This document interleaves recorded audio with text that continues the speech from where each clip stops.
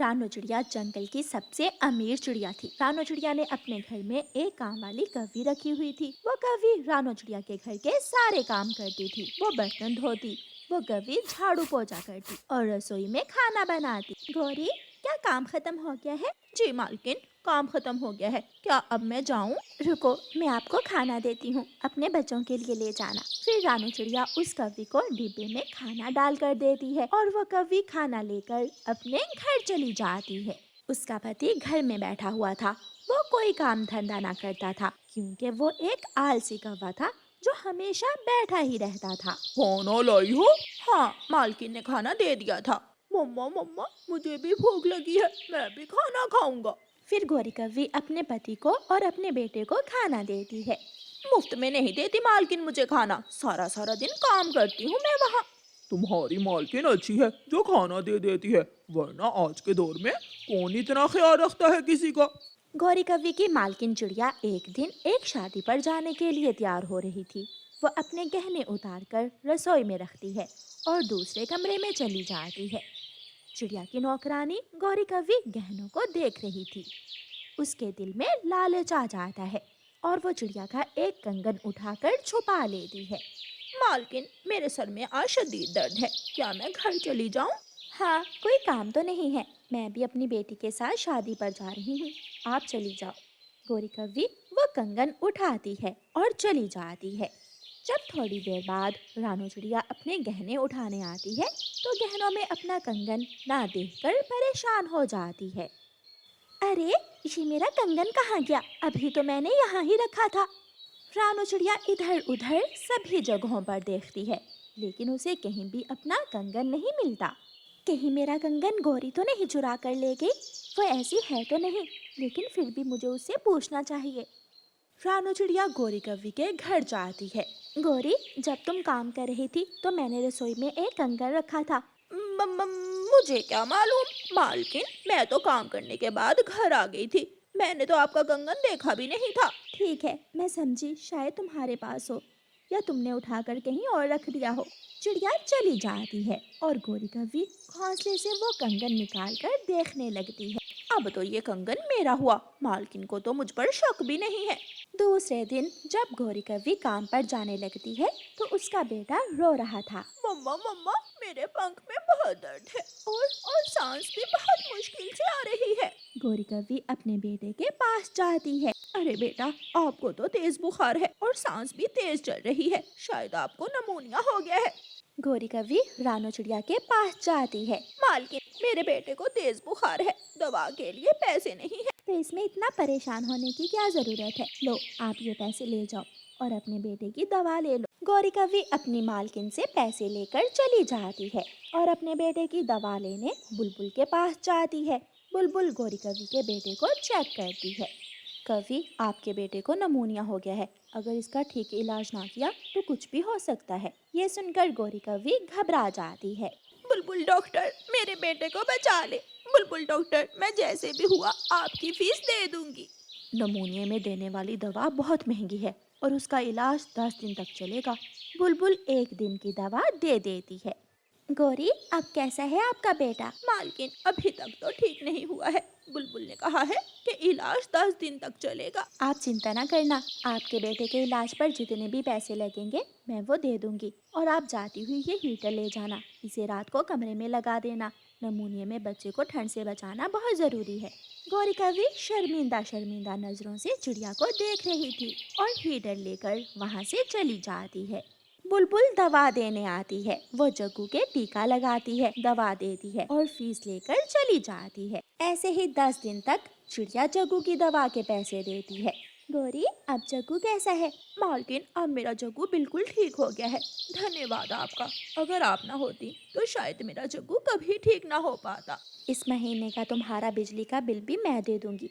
और हाँ, जाते हुए जग्गू बेटे के लिए दूध भी लेते जाना। गौरी कव्वी अपनी मालकिन की दया से बहुत खुश होती है, लेकिन वो मन ही मन में बहुत शर्मिंदा थी। वो रात को सोच रही थी। मालकिन ने मेरे बेटे की जान बचाई, इसकी दवा के लिए पैसे दिए, खाना देती रही, सब कुछ किया, लेकिन मैं कितनी बुरी हूँ जो मालकिन का ही कंगन चुरा लिया। तो उसे दिन गौरी रसोई में सफाई कर रही थी। वो अपने पंख से मालकिन का कंगन निकालकर अलमारी में रख देती है और शोर मचाती है। मालकिन मालकिन, मिल गया, आपका कंगन मिल गया, यहाँ अलमारी के कोने में पड़ा था। रानो चिड़िया बहुत खुश होती है। मैं उस दिन से बहुत परेशान थी। गौरी शुक्रिया, मुझे तुम पर और भी विश्वास बढ़ गया है। मैं सोच रही थी कि कहीं ये कंगन तुमने ही ना चुरा लिया हो। शुक्र है मेरा ये वहम गलत था। गौरी चुप रहती है और जाकर बर्तन धोने लगती है। जब गौरी कव्वी घर जाने लगती है तो चिड़िया गौरी से कहती है, गौरी ये लो, ये कंगन तुम रख लो, ये तुम्हें तुम्हारी ईमानदारी के बदले मैं इनाम देती हूँ। ये सुनकर गौरी कव्वी की आंखों में आंसू आ जाते हैं और वो अपनी मालकिन के बड़े दिल पर हैरान हो जाती है। गौरी कव्वी और कालू कौवा कबूतर के गाजरों के खेत में बैठे हुए गाजरें खा रहे थे। वो एक गाजर खाते और दो उखाड़कर फेंक देते। कालू जी, मेरा तो पेट भर गया है, अब चले, गंदी आंखों वाला कबूतर भी आने ही वाला होगा। आज तो कबूतर अपनी गाजरों का खेत उजड़ा हुआ देखकर रोने ही लग जाएगा। फिर पेट भरने के बाद कौवा और कव्वी वहाँ से चले जाते हैं। थोड़ी देर बाद खेत का मालिक कबूतर भी वहाँ आ जाता है। कम वक्त किसी चोर ने मेरी सारी ही फसल बर्बाद कर दी। गाजरें खाने के लिए होती हैं, उस चोर ने तो खाने के साथ साथ मेरी गाजरें खराब भी की हैं। रोता हुआ कबूतर चिड़िया के पास जाता है। चिड़िया, तुम्हें तो मालूम है मैंने अपनी गाजरों के खेत पर कितनी मेहनत की है, मगर कोई चोर हर रोज मेरी गाजरें चुरा कर ले जाता है। कबूतर भैया, हमारे जंगल में तो कोई ऐसा चोर नहीं है, शायद ये दूसरे जंगल के दुष्ट उल्लुओं का काम है। जिस दिन मैंने पकड़ लिया मैं छोड़ूंगा नहीं उस चोर को। फिर कबूतर लोहार पक्षी चाचा छमछम के पास जाता है। चाचा छमछम, मुझे एक अच्छा सा फंदा बना कर दें, ऐसा फंदा जिसमें फंस जाने के बाद पक्षी भाग ना सके। ये लोहे का फंदा है, तुम ये फंदा ले जाओ। जैसे ही कोई जीव इस फंदे से टकराएगा वह इस फंदे में फंस जाएगा। मैं चली मैं माँ के पास चली, मैं चली। ऐसे गीत गाती हुई गौरी कव्वी अपनी माँ के पास जाती है। माँ कैसी हो, कोई खाया पिया भी है या भूखी ही बैठी हो? क्या बताऊं बेटी, हमारे जंगल में तो सूखा चल रहा है, मैं तो कल से ही भूखी हूँ। माँ, आपने मुझे पहले क्यों नहीं बताया? आप मेरे साथ चलें। कालू ने गाजरों का खेत उगाया हुआ है, आप हमारे खेत से गाजरें खा लेना। कालू ने गाजरों का खेत उगाया है? मेरा दामाद जी इतना मेहनती कैसे हो गया? माँ, अब कालू बहुत मेहनती हो गया है, आप मेरे साथ चलें। मीठी मीठी गाजरें खाकर आप खुश हो जाएंगी। चिड़िया, आज जो भी होगा वो जरूर फंसेगा। मैंने अपने गाजरों के खेत में लोहे का फंदा लगा दिया है। कबूतर भैया, ऐसा ना हो कि चोर वो फंदा देख ले और तुम्हारा फंदा ही चुरा ले भागे। वो लालची चोर आज तो जरूर फंसेगा, वो फंदा नहीं देख सकेगा। कालू जी चलें, आज माँ भी मेरे साथ आई है। कालू बेटा, मुझे गौरी ने बताया है कि आपका गाजरों का खेत है। वही खेत कालू जी, जिससे हम रोज गाजरे खाते हैं, हमारा ही है ना? कालू भी समझ जाता है। हाँ, चलो सब मिलकर जाते हैं। फिर वो तीनों कौवे कबूतर चाचा के खेत में जाते हैं। माँ, ये गाजर खाओ, ये बहुत मीठी है। रुको बेटी, पहले ये वाली तो पूरी खा लूं। नहीं माँ, आधी खाकर आधी फेंक दिया करो, ऐसे पेट जल्दी नहीं भरता। कालू कौवा भी मजे ले लेकर गाजरे खा रहा था।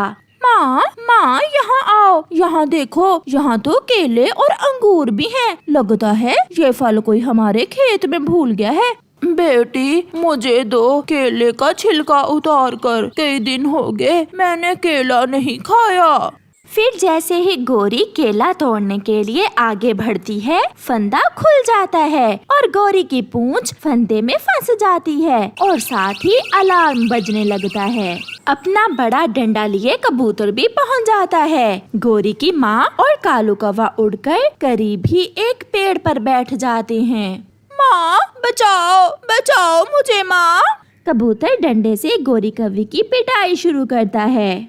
मुझे नहीं मालूम था कि ये तुम हो दुष्ट कौवो, मेरी सारी फसल बर्बाद कर दी तुमने। माँ बचाओ बचाओ माँ। फिर गोरी की माँ हौसला करके वहाँ आती है। कबूतर बेटा, बस एक बार माफ कर दो मेरी बेटी को। मुझे सब मालूम हो गया है, इन्होंने आपका बहुत नुकसान किया है, मगर मेरे कहने पर एक बार माफ कर दो। हाँ माँ, मैं फिर कभी इस खेत की तरफ मुंह भी नहीं करूँगी। आज अगर तुम्हारी माँ साथ ना होती तो मैं तुम्हें जान से ही मार देता। फिर कबूतर गोरी को छोड़ देता है और वो रोती हुई अपनी माँ के साथ चली जाती है।